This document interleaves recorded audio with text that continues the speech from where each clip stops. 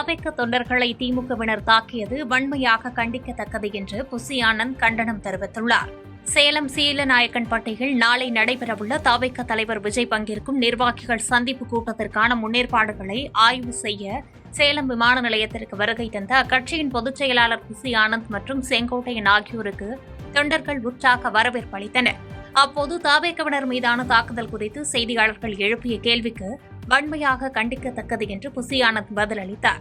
இந்த காவல்துறை ஒருதலை பட்சமாக வழக்கு பதிவு பண்ணிருக்காங்க, எப்படி பாக்குறீங்க? முன்னதாக அதிமுக முன்னாள் அமைச்சர் தங்கமணியும் அதே விமானத்தில் வந்திருந்ததால் விமான நிலைய வளாகம் பரபரப்பாக காணப்பட்டது. கந்துவட்டி கொடுமையால் புதுச்சேரியில் மூதாட்டி தற்கொலை செய்த சம்பவம் சோகத்தை ஏற்படுத்தியுள்ளது.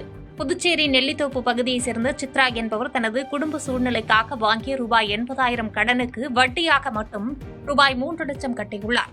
இருப்பினும் கூடுதல் வட்டி கேட்டு கடன் கொடுத்த கிச்சனா என்பவர் பொது இடத்தில் வைத்து சித்ராவை தாக்கியதால் மனமுடைந்த அவர் மண்ணெண்ணெய் ஊற்றி தீக்குளித்து உயிரிழந்தார். இந்நிலையில் மருத்துவமனையில் சிகிச்சை பலனின்றி உயிரிழப்பதற்கு முன்பு அவர் பேசிய மரண வாக்குமூல வீடியோ தற்போது வெளியாகி பெரும் பரபரப்பை ஏற்படுத்தியுள்ளது.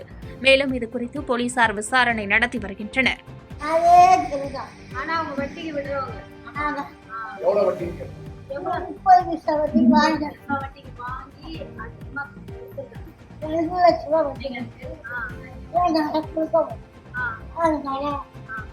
வருஷம் இருக்குது. அந்த ஒரு வருஷத்துக்கு 3 லட்ச ரூபா வட்டி. 3 லட்ச ரூபா இந்த காசு கிடைக்கிறோம். எத்தனை ஒரு கிடைக்கிறோம். போண்டா 6 லட்சம் போண்டா. புகையிலைப்பட்டியில் நடைபெற்ற ஜல்லிக்கட்டு போட்டியில் காளை முட்டியதில் மாடுபிடி வீரர் சிகிச்சை பலனின்றி பரிதாபமாக உயிரிழந்தார். திண்டுக்கல் மாவட்டம் நத்தம் அருகே புகையிலைப்பட்டி புனித சந்தியாகப்பர் கோவில் திருவிழாவை முன்னிட்டு ஜல்லிக்கட்டு போட்டி நடைபெற்றது. இதில் 750 காளைகளும் 650 வீரர்களும் பங்கேற்றனர். போட்டியில் ஆக்ரோஷமாக சீறி பாய்ந்த காளைகளை வீரர்கள் அடக்கி வந்த நிலையில் அழகர் கோவிலை சேர்ந்த நீதிதேவன் என்பவரது மகன் பாலகுரு என்ற மாடுபிடி வீரரின் கழுத்தில் காளை ஒன்று பலமாக முட்டியது. இதில் படுகாயமடைந்த அவர் திண்டுக்கல் அரசு மருத்துவமனைக்கு கொண்டு செல்லப்பட்ட நிலையில் அங்கு அவர் சிகிச்சை பலனின்றி உயிரிழந்தார். இச்சம்பவம் ஜல்லிக்கட்டு ஆர்வலர்களிடையே பெரும் சோகத்தை ஏற்படுத்தியுள்ளது. ஏசி பழுது பார்ப்போரின் நலவாரிய நிதியை 10 லட்சமாக உயர்த்த வேண்டும் என்று சென்னையில் நடைபெற்ற மாநில மாநாட்டில் தீர்மானம் நிறைவேற்றப்பட்டது. தமிழ்நாடு குளிர்சாதனம் பழுது பார்க்கும் தொழிலாளர் அமைப்பின் 6வது மாநில மாநாடு சென்னை தியாகராய நகரில் நடைபெற்றது. இதில் பங்கேற்ற சங்கத்தின் தலைமை ஒருங்கிணைப்பாளர் மோகன் ஏசி பழுது பார்ப்பு தொழிலை நம்பி 5 லட்சம் குடும்பங்கள் உள்ளதாக தெரிவித்தார். தொடர்ந்து நலவாரிய நிதியை 8 லட்சத்திலிருந்து 10 லட்சமாக உயர்த்துதல், இலவச மருத்துவம், இஎஸ்ஐ மற்றும் PF சலுகைகள் வழங்குதல் போன்ற கோரிக்கைகளை மாநாட்டில் முன்வைத்தனர். மேலும் அங்கீகரிக்கப்பட்ட அடையாள அட்டை உள்ள மெக்கானிக்குகளை மட்டுமே மக்கள் அணுக வேண்டும் எனவும் கேட்டுக் கொண்டனர். ஏற்கனவே 5 லட்சத்திலிருந்து 8 லட்சமாக உயர்த்தியிருக்கிற இந்த நலவாரியத்தில் 10 லட்சமாக நாங்கள் உயர்த்தி கேட்குறோம். ஏன்னா இன்னைக்கு இருக்கிற காலகட்டத்தில் 8 லட்சம் இல்லை 10 லட்சம் கூட இன்னைக்கு இருக்கிற காலகட்டத்துக்கு பத்தாது. இருந்தாலும் இந்த நேரத்தில் இருக்கிற தொழிலாளருக்கு எல்லாருமே வேலைகள் பார்த்தீங்கன்னா அந்தளவுக்கு ரொம்ப ஆன்லைன் வர்த்தகம் அது மாதிரி நிறைய விஷயங்கள் நொழிந்து போய்கிறது. இதை அரசாங்கத்துக்கு நாங்கள் இந்த நேரத்தில் கோரிக்கை வைக்கிறோம். இப்போ ஏற்கனவே நலவாரியத்தில் பதிவு பண்ணவங்களுக்கெல்லாம் ஒரு ட்ரைனிங் ப்ரோக்ராம் நடத்தினாங்க. நல்ல விஷயம்தான். இருந்தாலும் 7 நாட்கள் அந்த ட்ரைனிங் ப்ரோக்ராம் எடுத்து ஸ்டைஃபன் கொடுத்தாங்க. அதை இன்னும் கொஞ்சம் உயர்த்தி அந்த ஸ்டைஃபனை கொஞ்சம் உயர்த்தி தரணும். ஆக எங்களுக்கு வரப்போகிற டெக்னிக்கல் நாலேஜ் கிடைக்கிறதுக்கு இன்னும் அதிகப்படியான ஒரு நல்ல கட்டமைப்பு அரசாங்கம் செய்து கொடுத்துன்னா நல்லாயிருக்கும். எங்கள் குடும்பத்திற்கு வாழ்வாதார குடும்பத்திற்கு எங்கள் ஏசி தையல் சென்ற வாழ்வாதார குடும்பத்திற்கு அதற்காக ஒரு அமைப்பு அமைத்து இதுக்கு எங்களுக்கு ஒரு நல்ல ஆலோசனை கொடுக்க நல்ல ஒரு ஆலோசனை செய்யுமாறு அந்த அரசாங்கத்தை நாங்கள் இந்த நேரத்தில் கேட்டுக்கொள்கிறோம். தமிழகத்தில் யாருக்கு வாக்களிப்பது என்பது குறித்து மார்ச் 1ஆம் தேதி முடிவு எடுக்கப்படும் என்று கோயில் பூசாரிகள் நலச்சங்கம் அறிவித்துள்ளது.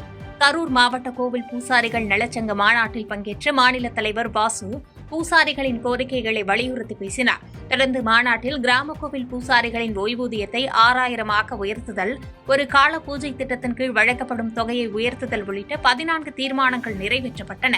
பின்னர் செய்தியாளர்களுக்கு பேட்டியளித்த கோவில் பூசாரிகள் நலச்சங்க மாநில தலைவர் வாசு, தமிழகத்தில் உள்ள 6 லட்சம் பூசாரிகளின் வாக்குகளை வரும் 2026 தேர்தலில் யாருக்கு அளிப்பது என்பது குறித்து சேலத்தில் நடைபெறவுள்ள மாநில பொதுக்குழுவில் இறுதி முடிவு எடுக்கப்படும் என்று தெரிவித்தார். கோயில் பூசாரி நலச்சங்கத்தினுடைய கரூர் மாவட்ட மாநாடு இன்று நடந்து கொண்டிருக்கின்றது. தமிழ்நாடு முழுவதும் கோயில் பூசாரி நலச்சங்கத்தின் சார்பாக மாவட்ட மாநாடுகளை நடத்தி பூசாரிகளுடைய கருத்துக்களை கேட்டுக் கொண்டிருக்கின்றோம். தமிழக அரசு பல்வேறு நலத்திட்டங்களை பூசாரிகளுக்கு வழங்கினாலும் கிராம கோயில் பூசாரி நலவாரியத்திற்காக 9 பேர் கொண்ட அலுவல் சாரா உறுப்பினர்களை ஆட்சி பொறுப்பு ஏற்று 5 ஆண்டுகள் ஆகி இதுவரை அதை நடைமுறைப்படுத்தவில்லை. தற்பொழுது ஒரு கால ஓய்வு திட்டத்தின் கீழ் மாத ஊக்கத்தொகையாக 1500 ரூபாய் வழங்கப்பட்டு வருவதாக அறிவிப்பு வெளியிடப்பட்டுள்ளது. இதை 6000 ரூபாயாக உயர்த்த வேண்டும். கிராமப்புற பூசாரிகள் ஓய்வூதியமானது 4000 வழங்கப்பட்டு வருகின்றது. அதை 6000 வழங்க வேண்டும். கிராம கோயில் பூசாரிகள் ஓய்வூதியம் பெற்று வரும் பூசாரிகள் இறந்துவிட்டால் அவர் மனைவிக்கு பாதி தொகையை வழங்க வேண்டும். காரைக்காலில் நாளை மறுதினம் மத்திய உள்துறை அமைச்சர் அமித்ஷா தேர்தல் பரப்புரை மேற்கொள்ள உள்ள நிலையில் மாவட்டம் முழுவதும் ட்ரோன்களுக்கு தடை விதிக்கப்பட்டுள்ளது.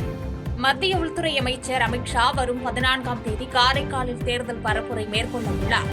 இதற்கான பாதுகாப்பு ஏற்பாடுகளை புதுச்சேரி உள்துறை அமைச்சர் நமச்சிவாயம் நேரில் ஆய்வு செய்த பின்னர் செய்தியாளர்களை சந்தித்து விளக்கம் அளித்தார். அப்போது மத்திய உள்துறை அமைச்சர் அமித்ஷா வருகையொட்டி மாவட்டம் முழுவதும் ட்ரோன் கேமராக்கள் பறக்க தடை விதிக்கப்பட்டுள்ளதாகவும் 700க்கும் மேற்பட்ட காவலர்கள் பாதுகாப்பு பணியில் ஈடுபடுத்தப்படுவார்கள் என்றும் தெரிவித்தார். போக்குவரத்தில் எவ்வித மாற்றமும் செய்யப்படவில்லை என்று விளக்கமளித்த அமைச்சர் நமச்சிவாயம் பாதுகாப்பு விதிகளை பின்பற்றியே வாகனங்கள் அமைச்சரை பின்தொடர முடியும் என்றும் கூறினார். காரைக்கால் மாவட்டம் முழுவதும் ட்ரோன் கேமராக்கள் பறக்க அனுமதி இல்லை. அன்றைய தினத்தில்